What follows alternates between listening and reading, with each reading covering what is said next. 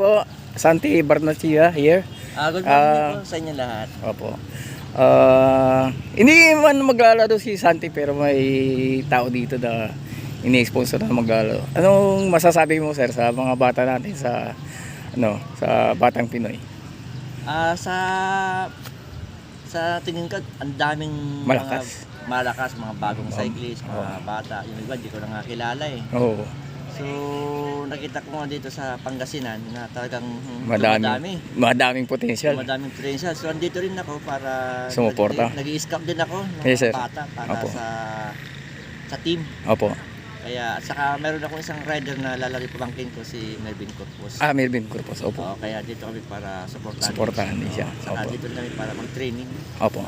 Saka sa mga women's, ang dami na rin natin ngayon. Yung sir. So, hindi lang dito sa Pangasinan, kahit sa mga ibang lugar, mga women's natin, Malakas. malakas na rin. Ngayon, Jinli. Nandito yung mga Jinli. Yung Team Jinli. Sina Gina Valdez, mga Pangasinan din yun. Winsay, Kalasyaw. Maraming women's na Daming potential.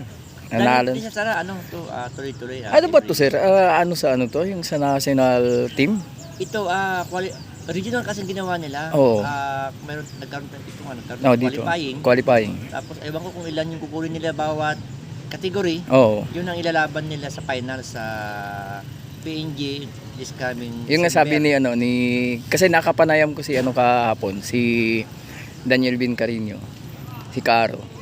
Yun ang sinasabi niya kasi dami nga malawak ang ng cycling. Meron.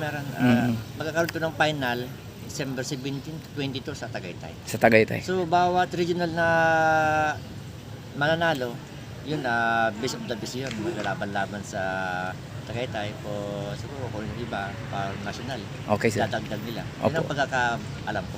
Okay, doon lang ako sa sa may Bacoor, malapit sa Dang Reyna. Andun din kami pag Friday, kasama namin si Boss. Oo. Si Boss Alex Villan, yung mga anak niya. Oo. Yung ibang rider namin. Pag Friday kasi meron take-all doon eh. Opo. So, Pag natuloy yung project ko sa sa SDEC sa Lucena, Gamaka, tingnan ko basta malapit yung opisina, doon ako siguro sa amin sa Bacoor. Pag hindi, pag sa Ortigas, doon ako sa Taytay. Kasi layo. Oo nga po. Oo. So, thank you Mr. Barnachea, the former Ronda champion, 3 times. 4 times Ronda champion, Pangasinan, home of the champions. Thank you, sir. Good morning.